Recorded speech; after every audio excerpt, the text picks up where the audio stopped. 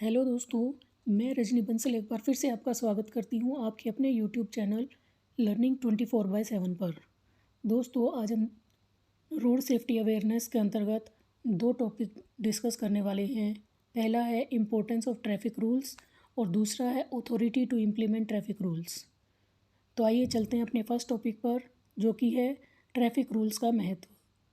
India is a country with millions of vehicles on the road. India में लाखों vehicles हर रोज़ road पर चलते हैं and traffic rules and regulations take certain centre stage for the smooth movement of traffic. और traffic को सुचारू रूप से चलाने के लिए ट्रैफिक रूल्स की ज़रूरत पड़ती है। The significance of traffic rules increases in India due to the sheer number of vehicles on the road. और जो ट्रैफिक रूल्स का महत्व है वो इसलिए भी बढ़ जाता है क्योंकि हमारी इंडिया की रोड्स पर बहुत बहुत अधिक ट्रैफिक होता है, बहुत सारे व्हीकल्स चलते हैं। यदि व्हीकल कम रहते हैं तो ट्रैफिक रूल्स की इतनी आवश्यकता नहीं रहती, लेकिन जब व्हीकल्स इतने ज़्यादा होते हैं तो नियमों को पालन करने की आवश्यकता पड़ती है। Here are the reasons why traffic rules and regulations are so important in India. तो आइए जानते हैं इनके महत्व को कि क्यों ज़रूरी है ये इंडिया में। Traffic and road safety rules aid in a smooth flow of traffic. सबसे पहली बात तो ये है कि जो ट्रैफिक रूल्स हैं वो हमारे ट्रैफिक को की स्मूथ रनिंग में यानी सुचारू रूप से चलाने के लिए सहायक होते हैं। Next, traffic rules and regulations make road safer for pedestrian, cyclist and motorist. इसके अलावा जो ट्रैफिक रूल्स हैं वो पैदल चलने वालों को, साइकिल वालों को और जो मोटरसाइकिल पे या फिर जो टू व्हीलर्स पे चलते हैं उनको ट्रैवल करने में इससे आसानी होती है। Traffic rules help to reduce road accidents and fatalities cause due to collision on the road.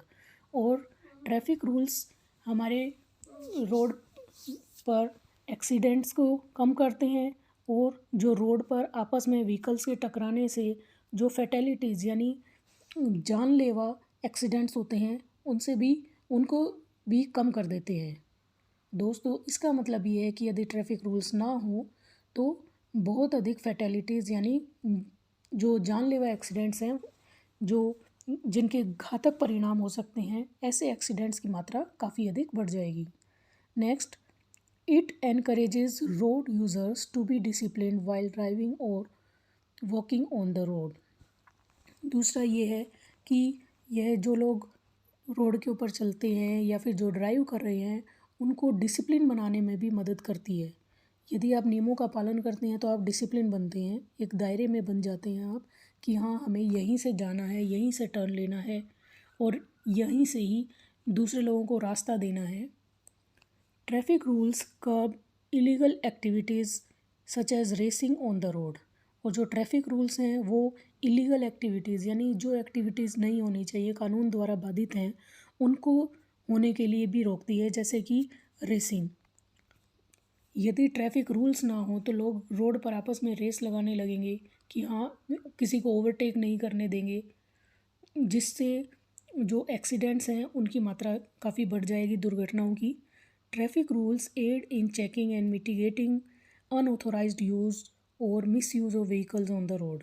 जो ट्रैफिक रूल्स हैं वो जो वो इस चीज़ को चेक करने में मदद करते हैं कि वाहनों का मिसयूज़ ना हो रोड के ऊपर। जैसे कई बार कम उम्र के लोग व्हीकल लेकर निकल जाते हैं तो हमारे ट्रैफिक नियमों के ये खिलाफ है, तो ये उन चीज़ों को रोकती है। इसके अलावा यदि ट्रैफिक रूल्स नहीं होंगे तो लोग अपनी मर्जी करने लगेंगे, कोई कहीं से भी निकाल रहा है किसी को। कितने ज़्यादा एक्सीडेंट्स और कितनी ज़्यादा दुर्घटनाएं होने की संभावना रहती है यदि ट्रैफिक रूल्स ना हो तो। Next, they help to stop practices such as dangerous driving and overspeeding on the road. इसके अलावा जो ट्रैफिक रूल्स हैं वो डेंजरस ड्राइविंग, कई लोग बहुत ज़्यादा रैश ड्राइविंग करते हैं, बहुत मतलब गलत तरीके से चलाते हैं या फिर ओवर स्पीडिंग करते हैं, बहुत तेज़ गति से चलाते हैं, तो इन चीज़ों को रोकने में भी ट्रैफिक रूल्स हमारी मदद करते हैं। तो दोस्तों, ये था इम्पोर्टेंस ऑफ ट्रैफिक रूल्स। आइए चलते हैं अपने नेक्स्ट टॉपिक पर। जो कि है authority to implement traffic rules, यानी ट्रैफिक रूल्स को लागू करने के लिए सरकार की कौन सी संस्था है, कौन सा इंस्टीट्यूशन है, कौन सी अथॉरिटी है जो ट्रैफिक रूल्स को लागू करती है। दोस्तों, मैंने अपने इस वीडियो में कहीं कहीं इंग्लिश के साथ साथ हिंदी का भी यूज़ किया है। जो लैंग्वेज इंग्लिश की काफ़ी टिपिकल थी उसको मैंने हिंदी में ट्रांसलेट करके यहाँ पे आपके लिए लेकर आई हूँ मैं। तो दोस्तों, इसमें है परिवहन यानी ट्रांसपोर्ट वर्तमान जीवन की एक महत्वपूर्ण आवश्यकता बन चुकी है। दोस्तों, ये तो पता ही है, जब तक हमारे पास ट्रांसपोर्ट ना हो, कोई व्हीकल ना हो, तो कहीं भी आना जाना बहुत मुश्किल है, और बड़े शहरों में तो और भी अधिक आवश्यकता है इसकी। ऐसे में एक सुरक्षित यातायात सुनिश्चित करना सरकारों के साथ साथ नागरिकों का भी दायित्व बन जाता है।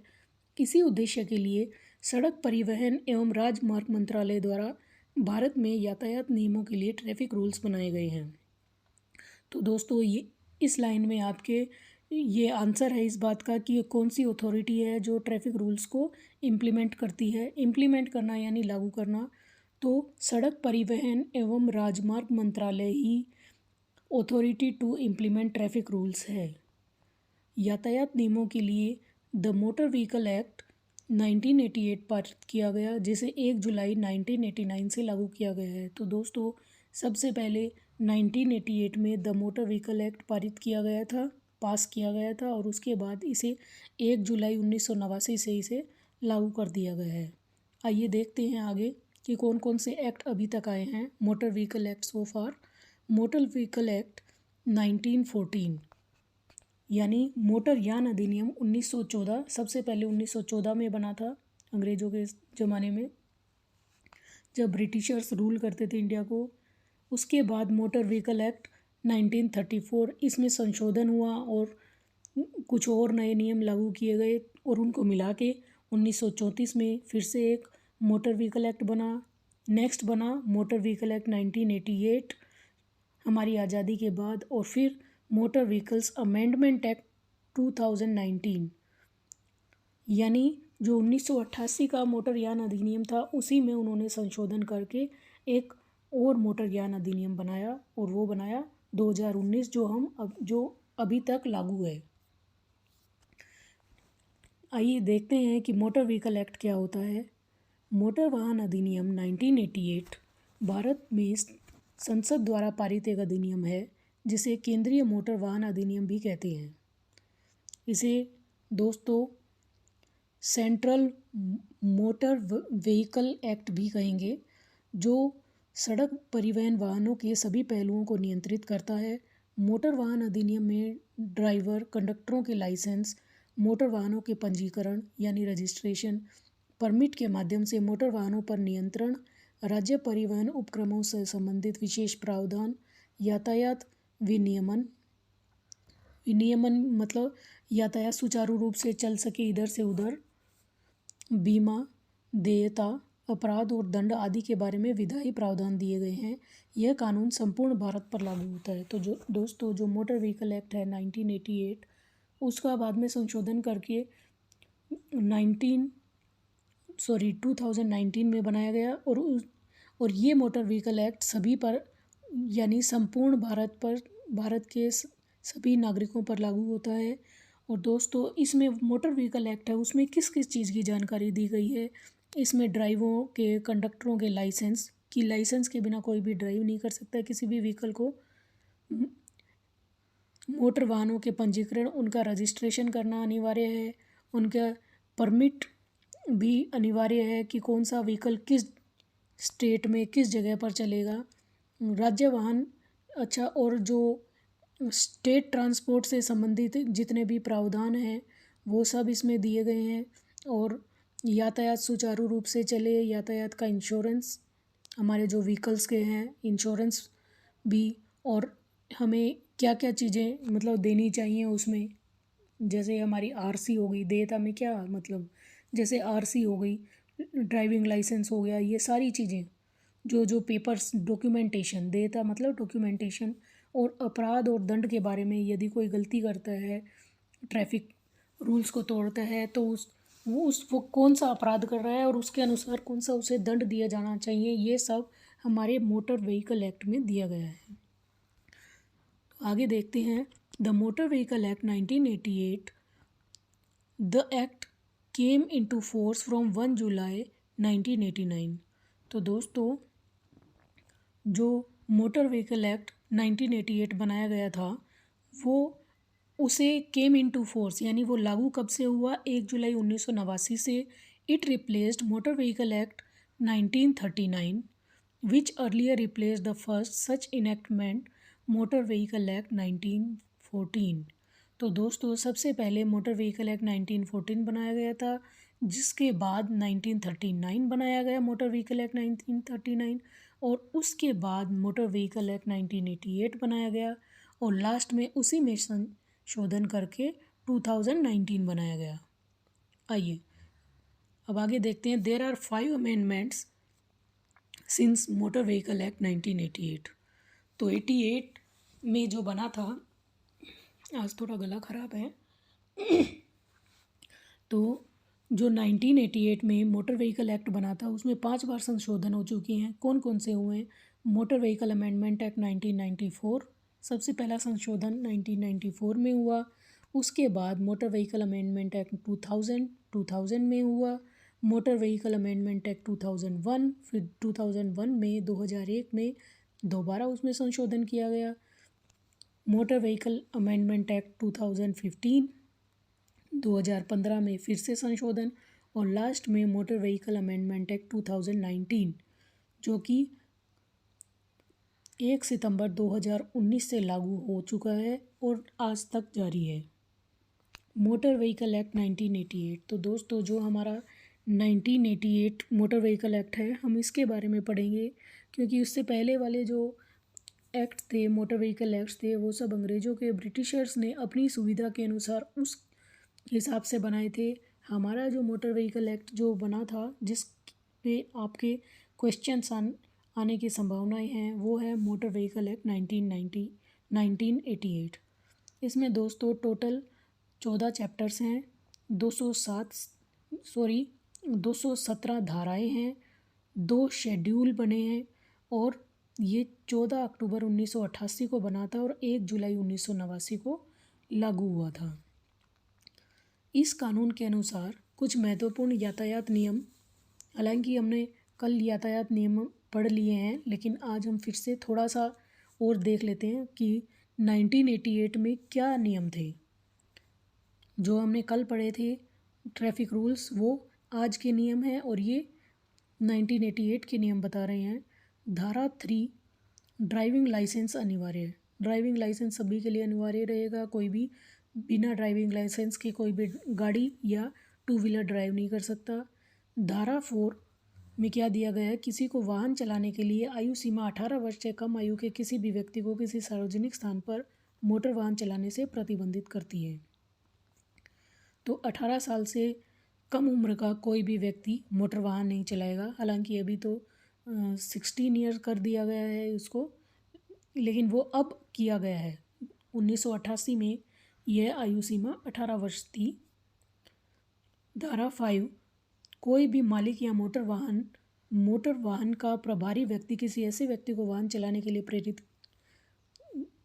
प्रेरित या अनुमति नहीं देगा जो धारा 3 या 4 के प्रावधानों को पूरा नहीं करता है। यानी कोई भी व्यक्ति जो वाहन का मालिक है, वो अपने वाहन किसी ऐसे व्यक्ति को नहीं देगा जिसकी या तो उम्र 18 वर्ष से कम है या फिर जिसके पास ड्राइविंग लाइसेंस नहीं है। धारा 39, वाहन का पंजीकरण। धारा 39 में वाहन का रजिस्ट्रेशन किया जाएगा। दोस्तों, आप ये धाराएं याद रखना कि कौन कौन सी धारा में 1988 के मोटर व्हीकल एक्ट के अनुसार कौन कौन सी धारा में क्या क्या दिया गया है। ये काफ़ी इम्पोर्टेंट है आपके एग्जामिनेशन पॉइंट ऑफ व्यू से। धारा 112 में क्या है, वाहन की गति सीमा, स्पीड लिमिट। धारा 129 में सुरक्षात्मक हेड गियर अथवा हेलमेट कि आपको धारा 129 के अनुसार हेड गियर या फिर हेलमेट पहनना आवश्यक है। धारा 185, वाहन चलाने के दौरान नशा ना करें। आगे धारा 197, बिना प्राधिकार के वाहन चलाना, मतलब आपका अधिकार नहीं है उसके बावजूद आप वाहन चला रहे हैं, किसी और का वाहन लेके जा रहे हैं बिना उससे पूछे, तो ये भी अपराध है। धारा 146 वाहन का बीमा, वाहन का इंश्योरेंस करवाना पड़ेगा। 184 खतरनाक तरीके से वाहन चलाना, आप रैश ड्राइविंग नहीं करेंगे। 186 शारीरिक या मानसिक रूप से अस्वस्थ, जो लोग शारीरिक या मानसिक रूप से अस्वस्थ हैं, जिनकी तबीयत ख़राब है, वो व्हीकल नहीं चला सकते। जिनका दिमागी संतुलन सही नहीं है, मानसिक संतुलन सही नहीं है, अत्यधिक क्रोध में जैसे चलाते हैं तो वो एक्सीडेंट्स को ही बढ़ावा देती हैं, या फिर जिनकी तबीयत बहुत ज़्यादा ख़राब है, जो शारीरिक रूप से स्वस्थ नहीं है, ऐसे लोगों को वाहन चलाने से मना किया जाता है। मोटर वाहनों के बीच किसी भी प्रकार की गति की दौड़, ये 189 के अंतर्गत आता है। यानी कोई भी गति की दौड़, इसका मतलब ये है कि कोई भी किसी मतलब रेसिंग नहीं करेंगे रोड के ऊपर। धारा 190 असुरक्षित या ख़राब वाहन को चलाना, जो वाहन सेफ़ नहीं है, जिसके ब्रेक्स काम नहीं कर रहे, मान लो यदि यह एक्सीलरेटर रेस काम नहीं कर रही है, गियर काम नहीं कर रहे हैं, तो ऐसे वाहन को चलाना भी कानूनी अपराध है।